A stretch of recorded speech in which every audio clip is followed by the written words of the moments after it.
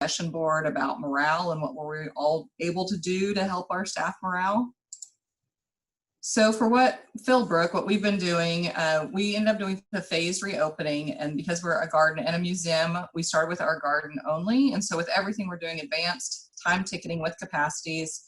And so we started out with the gardens only on June 1st, and that included some member morning hours. And then we reopened part of our interior for a special exhibition, and that was up from July 3rd through August 4th. And then we went back to gardens only. And so when we went back to gardens only, we wanted to keep the full price of admission. And so we were a little concerned that people might balk a little bit about that.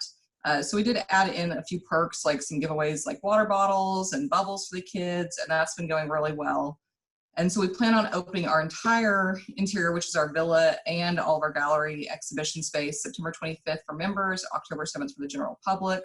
And the restaurant's not coming back online until September 30th is the plan right now. And we know that's going to look different than what it looked like before, but we're not exactly sure how the restaurant's going to come back online. So what we've been doing is requiring masks at all times if our visitors are inside, and outdoors when they're in proximity to others.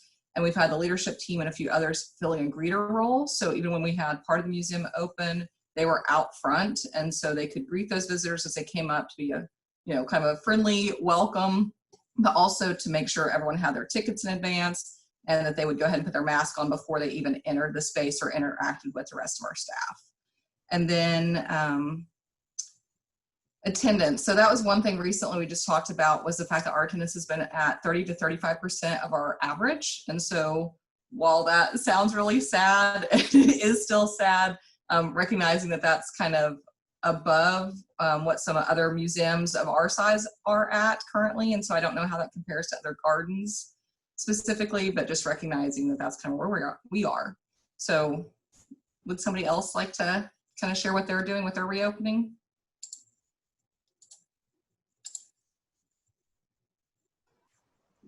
I'll go.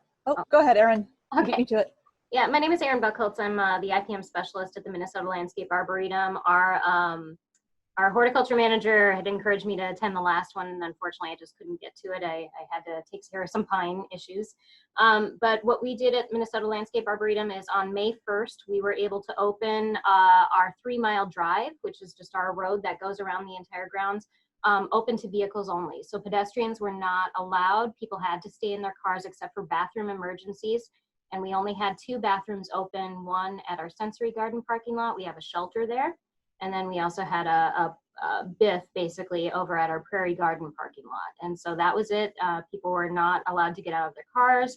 We knew that we'd probably run into a few people who just wanted to jump out and take a picture really quick. But for the most part, people did follow the guidelines. So that started on May 1st. And then on May 18th, we received permission. All this had to go through the University of Minnesota Sunrise Plan. So it had to be approved by first the CFAM's dean, our College of Agriculture dean, who we report to directly. And then it also had to be approved by the president of the university, Joan Gable. So she approved phase 1, which was vehicles only. Phase 2 happened actually a lot faster than we thought it would on May 18th, where we were able to open to maintain the cars going around 3 Mile Drive, and then open up 4 pedestrian walking paths around the Arboretum. So our formal gardens is the trickiest because all the paths kind of intersect and weave around each other. We had to make sure that they were all one way for walking, and we had to put up a bunch of signs doing that. And then we also had to reassign some of our assistant gardeners to help direct traffic flow. Some of our event staff who, for obvious reasons, can't do their jobs in their normal capacity also came in to help us direct traffic, so that was great. And then we also have a new path called 3 Mile Walk, so people could do the long walk, but again, it's still one way, and people were not allowed to leave the walkways to go into the general collections. They couldn't walk in the turf. So for a long time, we weren't even mowing our turf. We just let it go. And then starting, I believe it was 3rd week of July, we finally got approved for phase 3. And so we just in the last couple of weeks opened up the rest of our parking bays, because on 3 Mile Drive, we have a bunch of parking lots where people can go park and walk in the collections. Those are all now open. Our pedestrian walkways are still one way. We hope, and also with phase 3, so this is just in the last week or two, our first floor of our visitor center is open. University of Minnesota had already mandated that masks be worn indoors at all time unless you are in a room by yourself. Otherwise, the governor for Minnesota did mandate masks as well. So anytime they go into the building, we have to have them in masks. We will offer them masks. We have some on hand. We hope that phase 3.1 will happen soon, where we can actually open up our restaurant. We have plexiglass partitions for our workers. Masks will still be mandated. And then we have maybe about 10 total tables set up in our dining room, which normally has way more tables than that.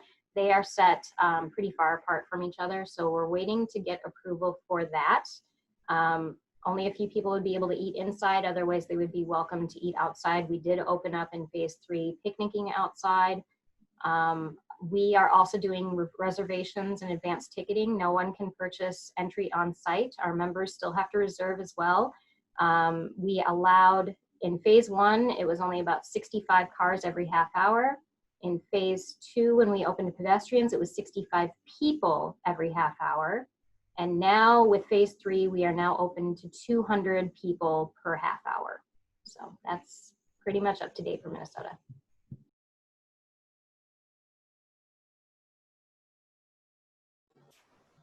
Hey all, I'm Cynthia Robinson from the Tulsa Botanic Garden. So yeah, we're on a kind of a similar time frame as Philbrook has been. We did a soft opening for members only on Memorial Day weekend. And then we opened up to the public on June 1st with advanced, tickets only in time slots. So we have 3 time slots in the day. We've got a 9 to noon, a 1 to 3, and a 3 to 5. And then we're completely closed from 12 to 1 to be able to stop and disinfect everything inside the visitor center and all the restrooms. Pretty much all of our gardens are outside. You only kind of pass through the visitor center to check in and keep going. You don't really stay in there. So we have signage strongly encouraging people to please wear a mask when they're indoors. Most people have complied. And then for visitor center staff, they're all wearing masks and they have a plexiglass thing around their desk. Then what they did is they've rearranged like the shelves and stuff from like the gift shop and snacks and water to be kind of along this walkway. So folks walking in or out can see the items, but visitor center staff has to be the one that gets them, brings them up and hands it off to them. Other than that, we've had, we put a couple of sanitizing stations out and we removed basically any extra chairs that were loose. We had like a book basket, we took that out. Painting brushes for the water wall, basically anything that little hands could touch really often that we couldn't easily sanitize, we just basically removed for now. And pretty much all of the gardens are accessible except for 2 little areas. In the children's garden, there's the tree fort, which is just because of the way the walkway goes up, it's impossible to socially distance trying to pass through each other. So that's been temporarily blocked off. And then inside our spring giant, which is like this big cave, again, it's kind of a small, tight space, and so it's difficult to socially distance in there, so we have that blocked off. It's definitely been a lot quieter lately. I mean, folks are very interested in coming out to the gardens, which is good, but we also have the summer heat working against us. Here in Oklahoma, this is about the time of year we normally would see a dip just because it's so hot. And we have basically in each of our time slots a max of 150 tickets that can be basically purchased or booked in advance. I think the first week we were open to the public, we had a handful of people, even though we had signage, even though we had it on our social media, even though it was in our newsletter, we still had a few folks that were trying to, show up and drive up and purchase tickets. And we were pretty quickly like, we're sorry, like we have numbers. We don't want to, go over that and get in trouble. So it was a little bit of like retraining our visitors. And this was actually more of an issue with our members than with non-members. I just think because our members are so used to just being able to show up whenever. But after that, first week and a few hiccups, pretty much people have gotten pretty good about knowing that they need to either call or go online to reserve a spot. The morning slots usually fill up really quick because that's the coolest time of day. But that's worked out pretty well because about 150 people in the garden gives plenty of space for people to be in all the little popular areas and still be able to socially distance. And that's kind of where we're at right now. We had to cancel all of our education stuff. We were going to do a summer camp this year that got kiboshed. A lot of our fundraisers got pushed back in the fall, and we're kind of waiting to see what the numbers going up in Oklahoma right now. Those might get pushed back again or canceled. So yeah, we've just been very heavily relying on social media to do like little video tours and things like that, Facebook Live rather than any in-person items. So that's kind of where we're at. I'm Sheila Prescott, Director of Horticulture at the State Botanic Garden of Georgia in Athens. And we actually never closed. Our garden is totally free, and our building's closed, our children's garden closed, and then we limited our grounds areas in the beginning. And then sometime in May, we opened up to our normal 7 to 7 hours. And then our gift shop opened maybe in July. Our visitor center is opening next week, and the children's garden will be time ticketed next week. But we've had people visiting the whole time. Social distancing has been really well. All of our education has been moved online, even into the fall, all virtual classes, and it's going pretty well. We did a very successful online plant sale in the spring in April, and people were very grateful for it, and we sold more plants than I ever imagined we would online, but it did really, really well. And that's about where we are right now. We're part of the University of Georgia as well, so we had a phased reopening starting in June, July, and the university opened officially this week, and students return next week. Classes start the week after that, so hopefully continue through the fall, but we'll see how that goes.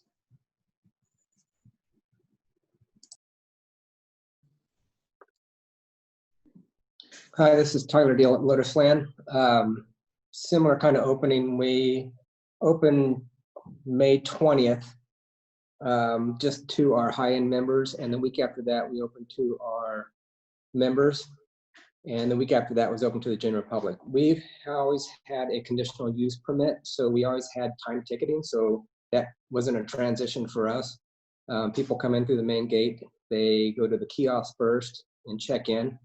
And what we did differently with the time ticketing is that we actually started staggering. Instead of having everyone come at 9:30, we were starting at 9:15, 9:30, 9:45, and so on to get people in. So we have 2 tour times. One starts at 9:30, one at 1:30.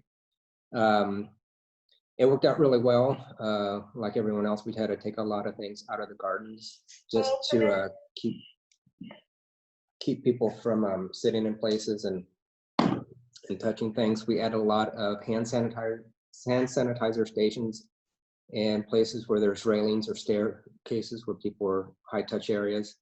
We did close our bathrooms in the main house, but we did have bathrooms in the visitor center, so we upped the sanitation and cleaning in those bathrooms as well.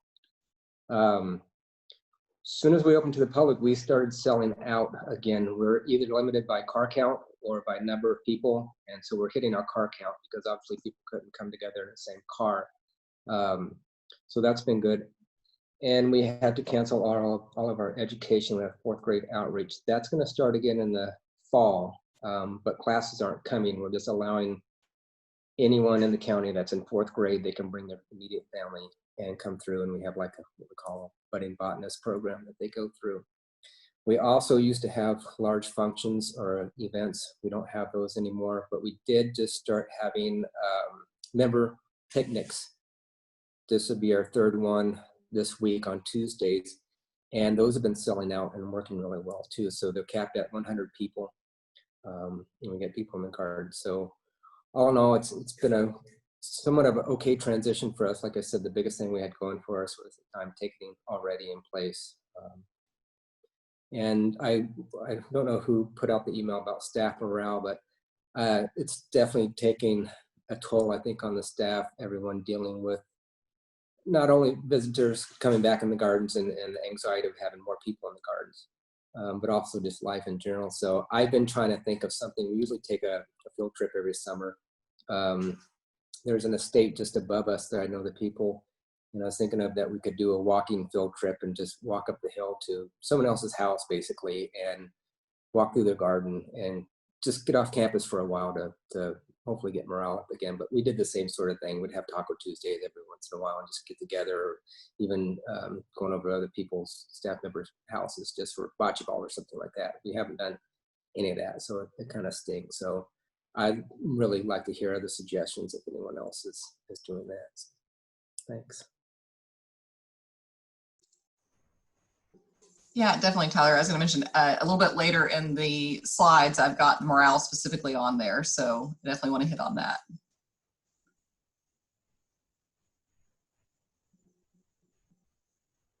Did anybody else want to jump in right now?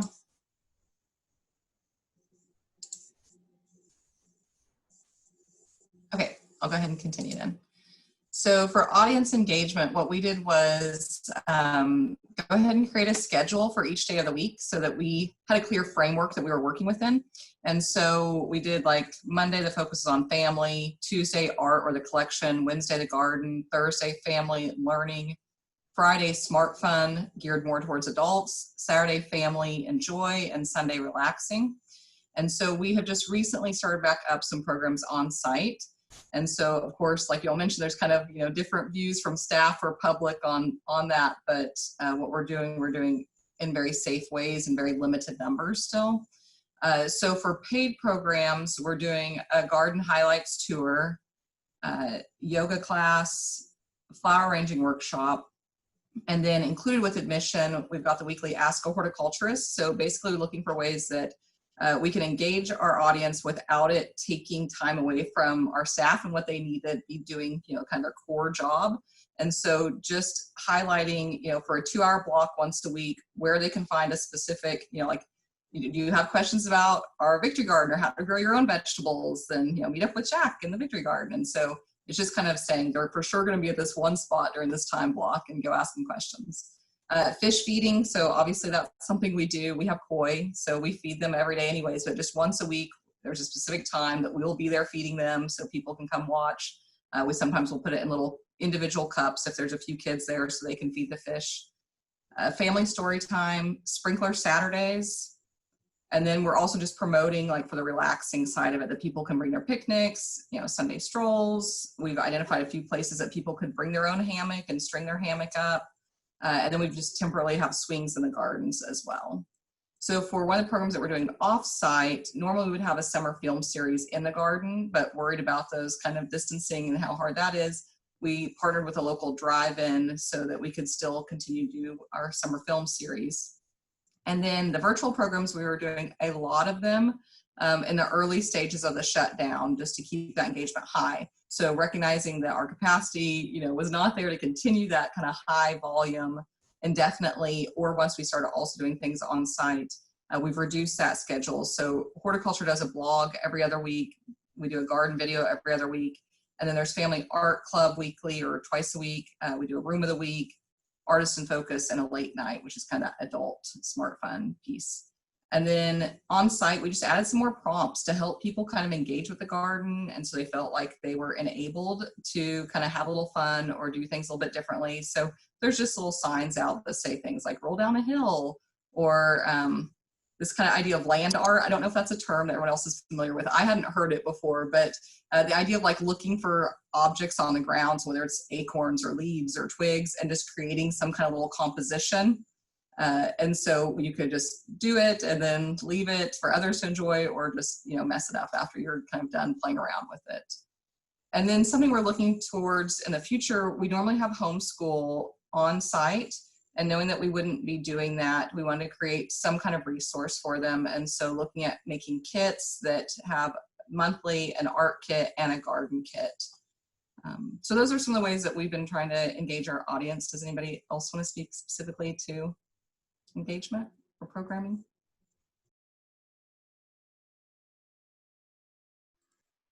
Sheila, I have a question about how successful some of those were. Do you guys have, for example, like the feeding the fish or the show up to talk to a horticulturist? Do you guys have any data already about like if people did actually show up or?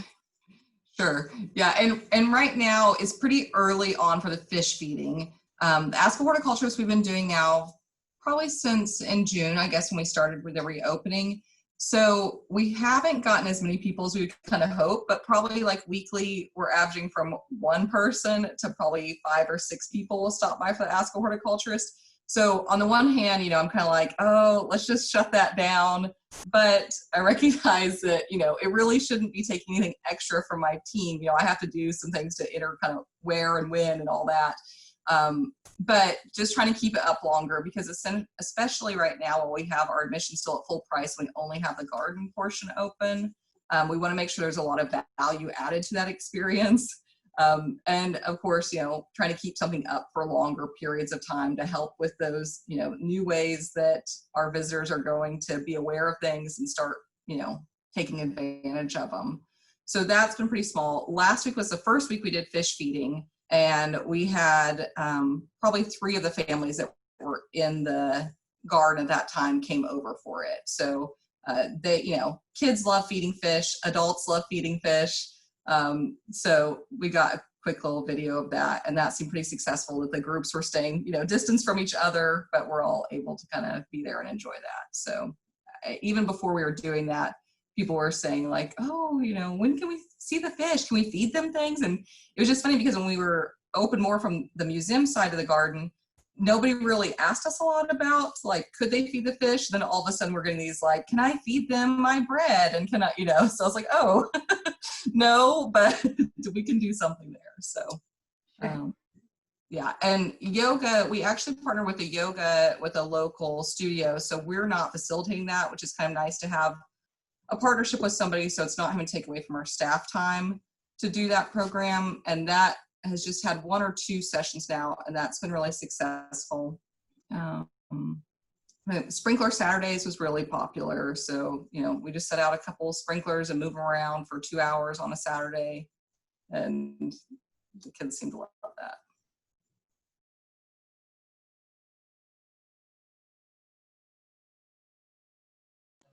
I have to say, Sheila, I really love the Sprinkler Saturdays idea. We all got a kick out of it. We're like, I guess you forget that like one of the best things about having sprinklers on is running through them. Like we just have them running all the time, but we don't make an event out of it, and people just do it, right? And so we're just laughing. I'm like, see, that's how you have to work smarter, not harder. You have to capitalize on the fact that people want to do it and invite them to do it, and then it becomes like a thing, right? Yes. So I thought it was brilliant. Yeah. Thank you. Yeah, I'd taken my girls into our garden last weekend, and I arrived, and the greeter said, "Oh, are you here for Sprinkler Saturday?" I was like, "Oh, no, I didn't think about that." I was like, but it was good. And last weekend, we normally have like a bigger program for second Saturday of every month. And so they ratcheted up from just our normal sprinklers to these inflatable, like unicorn and dragon monster type thing. So there were some really cute pictures of kind of whimsical sprinklers in the garden for that. All right, if nobody else has anything right now, I'm gonna go ahead and go on to the next slide. So just generating revenue, I think, it's just important for all of us to be able to kind of keep going. So our shop had to close down at one point, but we're back open to doing curbside in limited capacity. So some of the things that horticulture has tried to kind of brainstorm ways that we can help to generate some more revenue is doing a few weekly floral bouquets. So just every Friday, we take in a few bouquets to sell. And then we actually have catnip and catmint growing in the garden. So we harvested some, dried it, and our shop manager had somebody make some little cat toys like fish, like our koi, and I can't remember what the other one was, something else kind of cute. And so then they'll be using what we dried from the garden in those toys and selling them. And then doing art camp from home. So that was a summer program that was always really big for us to have.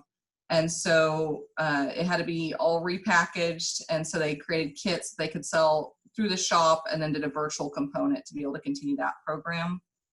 And then doing the on-site programs again now is starting to generate some revenue. And then we have a lot of fundraiser campaigns coming up over the next couple of months. And so we have several events that we normally do on-site.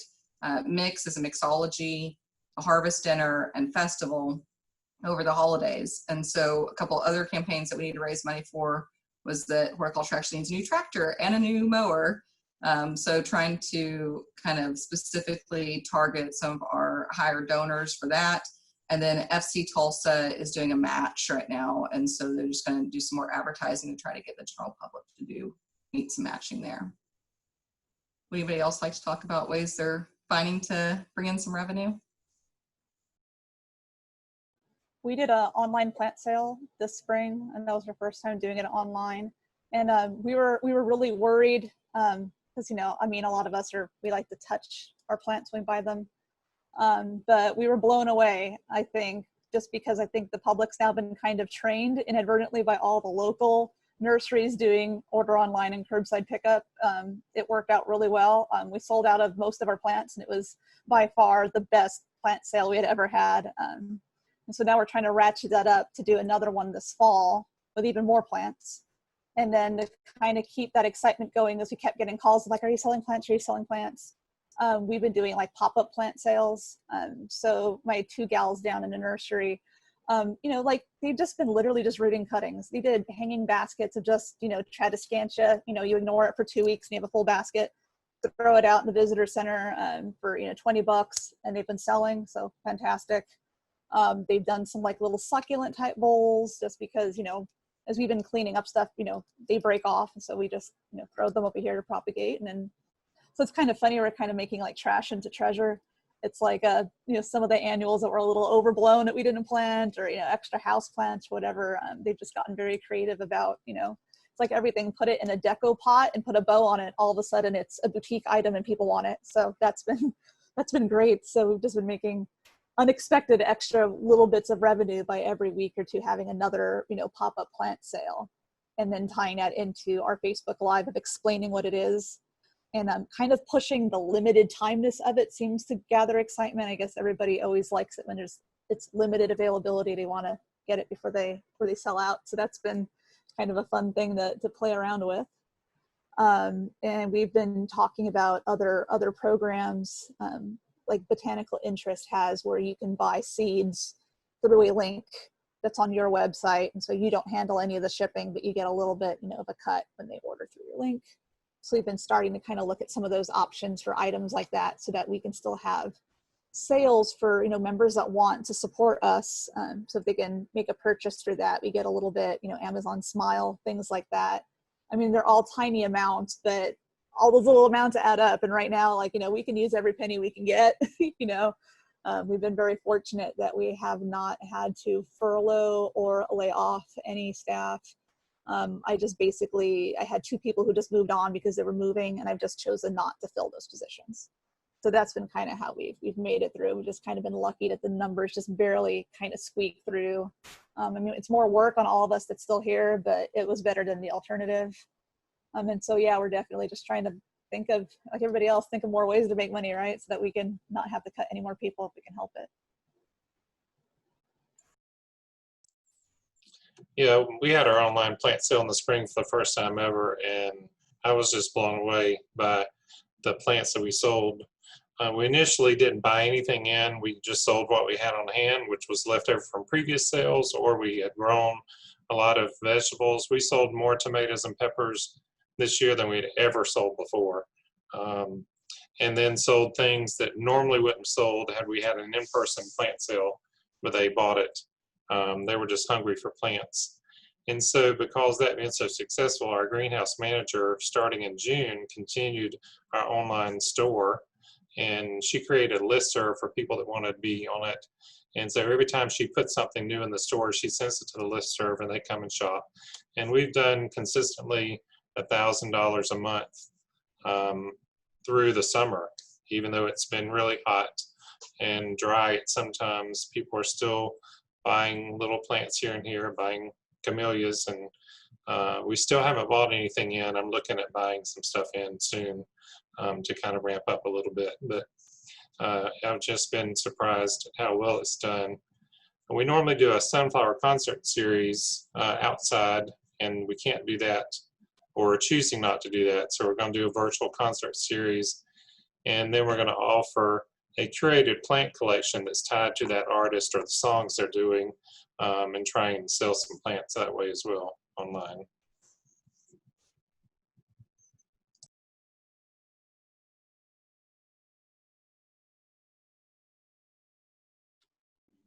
Here we were, oh, sorry, go ahead. Tyler Littersland. We also did a spring or Mother's Day plant sale, which we've never done before. We were just looking at different ways to do fundraising, and that was very successful. We found that it maybe took a little more staff time than what we were used to. We normally have a large fall plant sale, which we're not going to do in person, but I believe we may do it virtually, the same thing we did before, online sales. But we do have a large, what's called Lewisland Celebrates fundraiser, and we did that virtually this year, and we almost hit our goal for that fundraising, even though it was done virtually, just because the overhead cost was so much lower. So if you guys haven't done anything virtually yet, it takes a lot of time to do it, but it was definitely a big hit for us, and we had a lot of our usual people and even more than our regulars come back and help us out and be part of that virtual celebration. So it worked really well for us.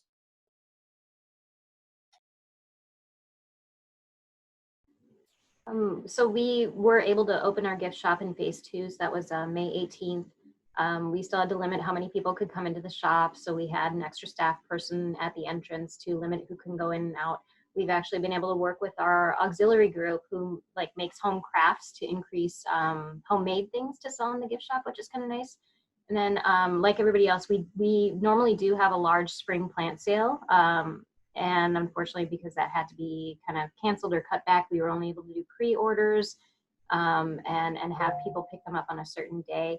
But any extra plants, we actually set them up outside our gift store. So when May 18th hit and people were able to shop, a lot of our leftover plants, vegetables and herbs mostly, they sold out pretty well. And so we decided to continue that. We had never really sold plants at our gift shop before. So we bought some nursery certified plants, obviously mark them up a little bit for ourselves and then sell them out in front of this shop for people to look at. And then our programming also did get canceled. We are offering some free or low cost online programming, online modules, which had already been set up before, but we're really expanding upon them. And then we're also offering free on Thursday nights Minnesota Plant Series in conjunction with the Minnesota State Horticultural Society and some other outdoor parks and recreation type groups doing that on Facebook every week to try and keep people engaged. But for revenue, we've just really been trying to work on, what we can do with our gift shop in a limited capacity. We also did sell some kits for education, home kits, so like owl pellets, dissecting owl pellets and scavenger hunts and those kind of things that we pre-put together. And those sold out. We didn't make a ton of them, but they all did sell out and did very well.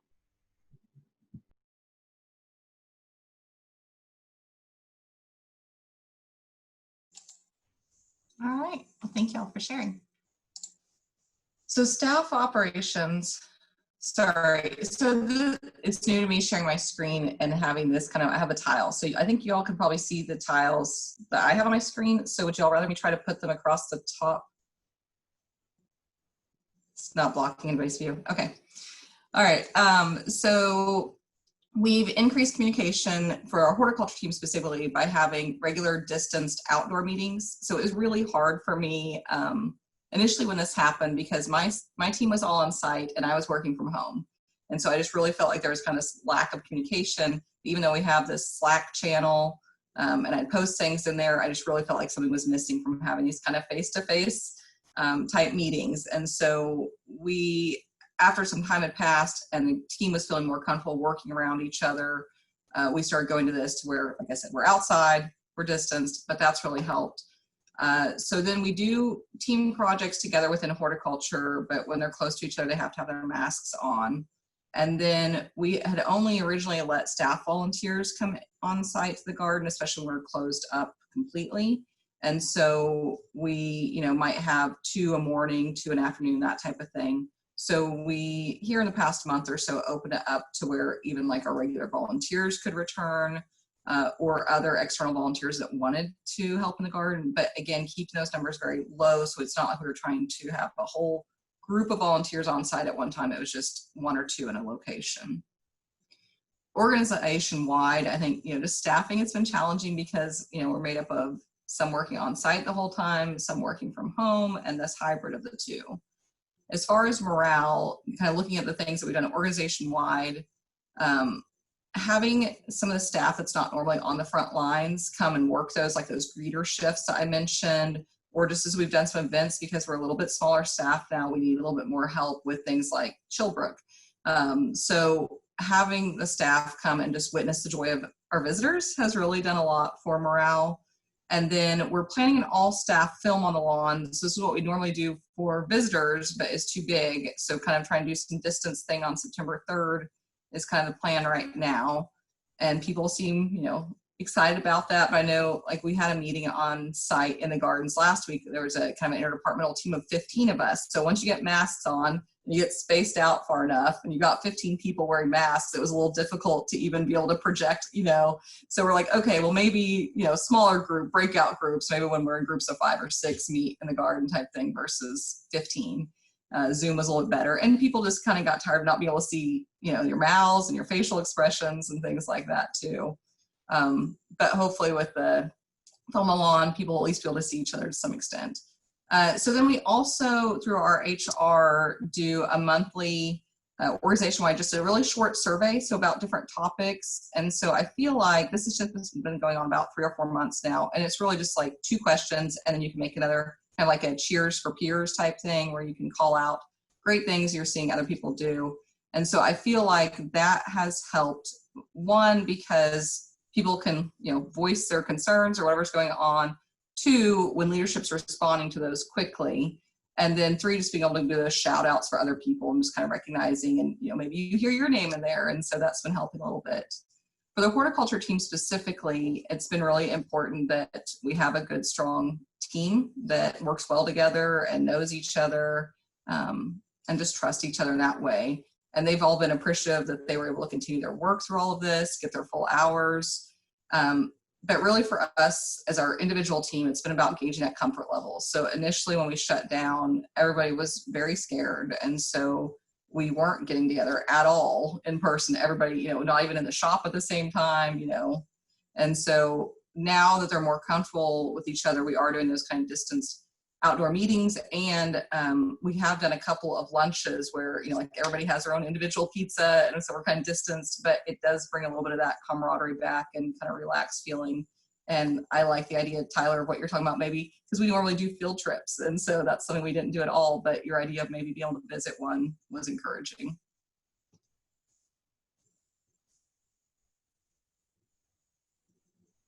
So does anybody else have anything about staffing that they can share, or specifically about morale boosters? We initially started with splitting our staff into 2 teams, and they worked every other day. So everybody worked 3 days at the garden and 2 days at home, including rotating weekends, that sort of thing. And that went on for probably 6 weeks or so. And we were in the middle of spring when that started. So you can imagine everything's growing and getting out of hand. And by the middle of May, there were people wanting to come back 5 days a week, and some did. And by the 1st of June, everybody was back 5 days a week. Social distancing, we're in masks. We share tools. All those tools get sanitized after use. Golf carts get sanitized after use. In the beginning, we would close off sections of the garden where we're working to keep visitors away if needed, that sort of thing. And I think most of the staff's been pretty good through all of this. We haven't been able to we normally do a field trip every summer too. We haven't been able to do that. But it's been going pretty well. Morale's not been too bad. Most people are happy to have a job.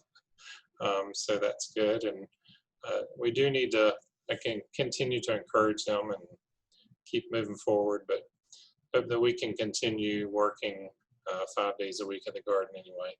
A lot of us now are facing problems with schools. Some of our schools are opening, some of our schools are not opening, they're going online. And so if you have a child that's going to an online school, that's going to be an issue with trying to work and then get them in online schooling.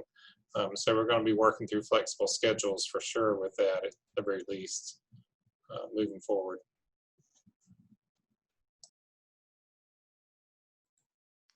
So I can share from our association perspective, which I have been remote for almost 3 years since I started. So I feel like I have an unfair advantage to Pam, who only started working remotely when COVID hit. So we have been doing things also to stay connected, like having happy hours and we have a book club and also a baking club. And it sounds sometimes kind of lame, like or like more work or more Zoom meetings, but it actually does help, because I like seeing the first picture of a coworker with like a donut in his hand. Like I've never seen his kitchen.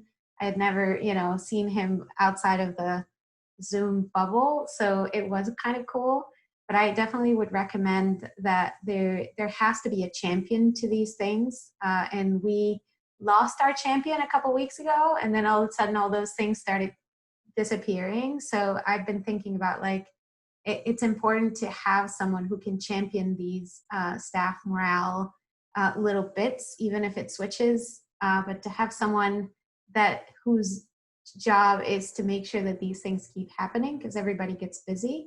But I do think they add value, but they most likely don't get done unless it is someone's job to sort of help. And there's always at least one person in each group that I think gets the joy of connecting others. So it's important to find that person, I think, and make sure that give them that task so that they feel empowered to start these conversations and to come up with fun ideas, or to ask others what they would like. So maybe it's more of a, what did you plant today? Or, what does your garden look like? Like it could look different depending on the team. But I think that's definitely important, even though sometimes we do feel like we're Zoomed to death. It definitely is important to keep the connection between the staff members, for sure.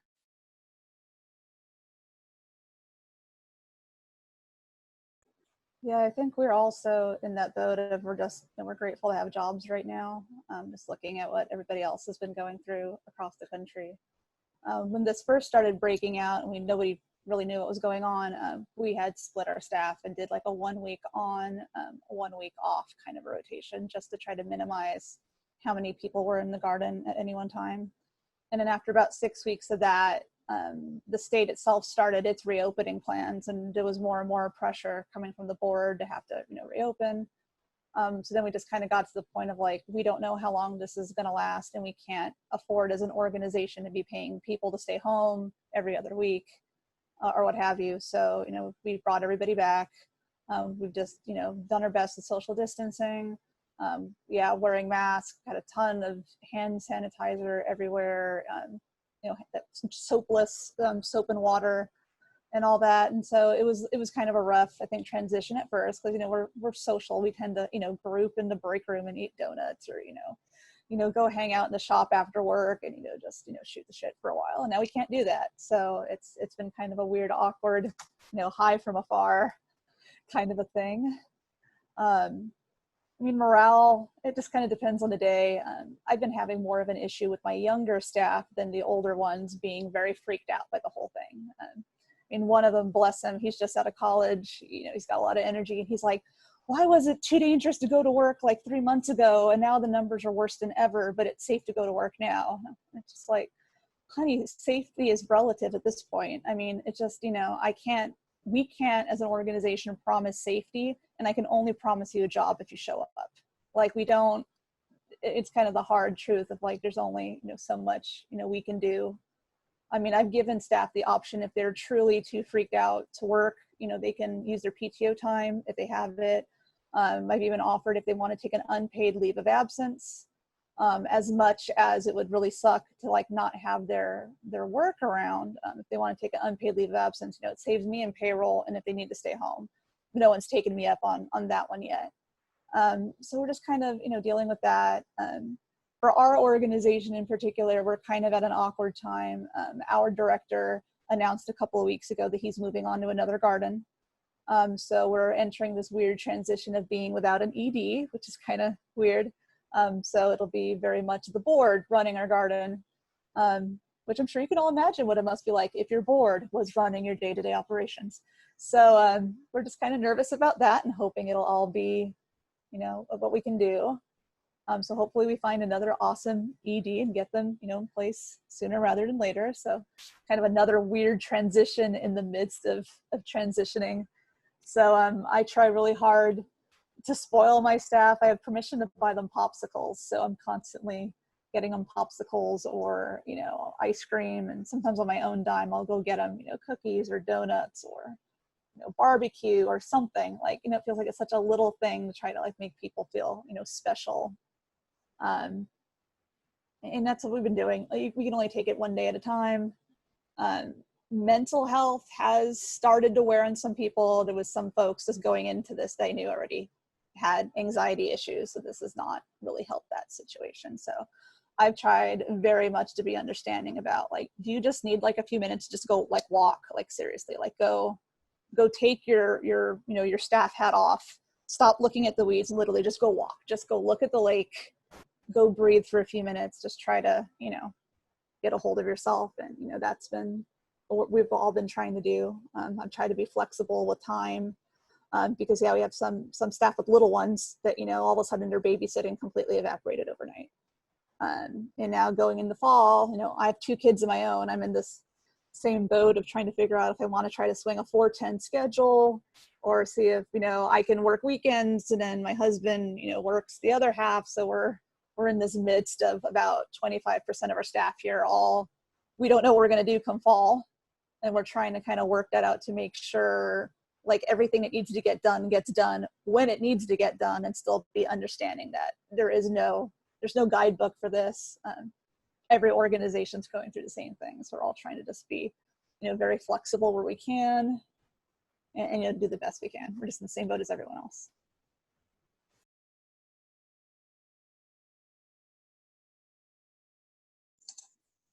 All right, thank you. I saw from the chat, looks like a few people either left the meeting or are getting ready to leave the meeting.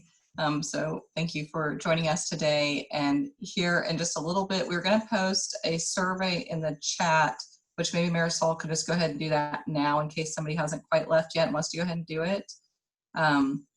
Essentially, we have a great offer from Bartlett Tree Experts that they would like to do a few webinars with us. And so they provided 5 topics and we'd like to pare it down to 3, and they're looking at doing like a monthly webinar. So probably starting up next month. So I'll look here. It looks like Marisol, you got that posted now in the chat. Okay, so I'll be quiet for just a minute. If you'll go to the chat feature and just go ahead and click that quick survey, that'd be great.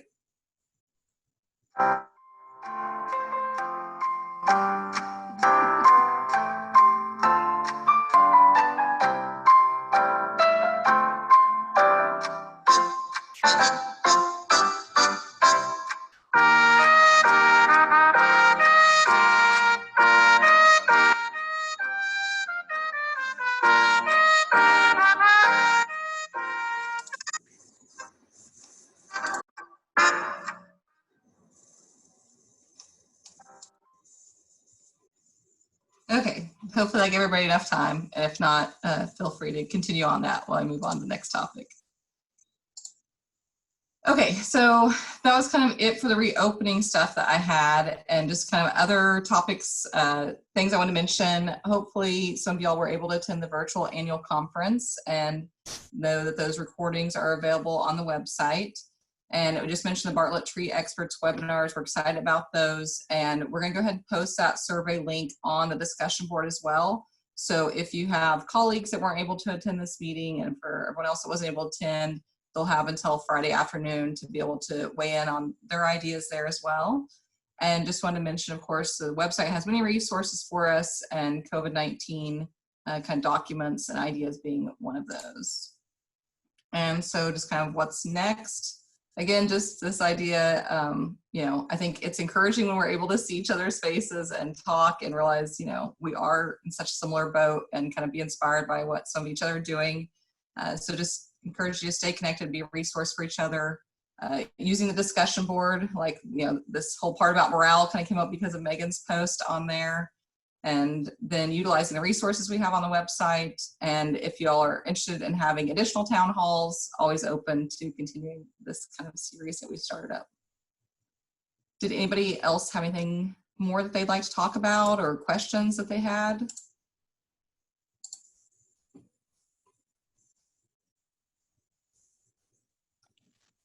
Hi, Tyler again. I just found this useful just to, like I said, just touch base with everyone, see each other's faces, and talk things through. I mean, with the morale and talk about the staffing issues Cynthia was talking about. Yeah, it was managing people differently because everyone wants a little bit. Some people need more time than others. Other people just want to be left alone. So that was a chore for my superintendent to kind of get through. He was kind of doing the same as he's been doing for 22 years. And I told him, you know, we need to step back. Everyone's going to want to be managed a little bit differently at this time. Some people want time and some people don't want any time. So it's good to hear that other people are going through that as well. So great meeting. I enjoyed this and really look forward to the next one if we have another one. Thank you.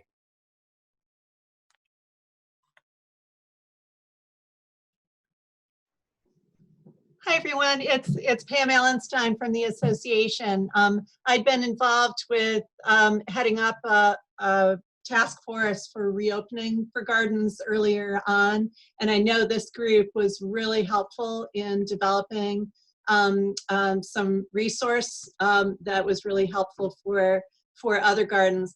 I was wondering, I've been hearing on some of the other communities, you know, they're doing these discussions about things like plant sales and virtual plant sales. Maybe they didn't have one in the spring. They're not a member of this community, or they haven't been following those threads.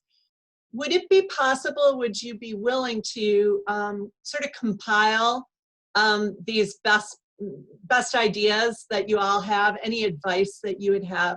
You know, think of the smallest gardens, perhaps. They don't have a lot of staff. And if they were pulling it together, say for a fall fundraiser or fall plant sale, this idea of pop-up plant sales, you know, just sort of, even if it's just a one-pager of suggested things that are recommended from all of you who have had some good experiences and some things that you'd suggest to avoid.